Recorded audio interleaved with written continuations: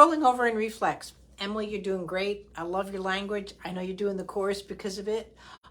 Where you should concentrate. There's still one little spot on that spine. This is where, again, sort of hanging out and doing that newborn movement assessment really can catch it.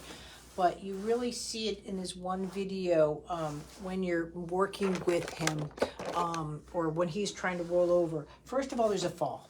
There's a fall, right? And so what should be happening is the spine wants to come to the floor, right? Also in the roll, you are correct about the heavy head, but in the roll, you should start to see a little bit of like catching air, right? And he's trying to roll like this, and that's where, again, you're getting stuck. So again, the concentration that you're going to be in the rolling over course, just that you're doing here, but it's right here where you want that spine just to start to feel that floor and go into it. You've got the head going here.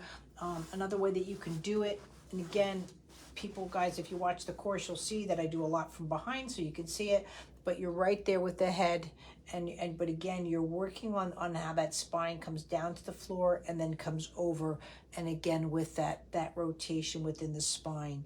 And that's what you're looking for right there is that counter response. Again, if you need a little bit of help with that, the breathing course is also free. So is the newborn movement assessment. But go in there and just watch some of the touch videos around the rib cage and the spine, and that can help you as well. Thanks.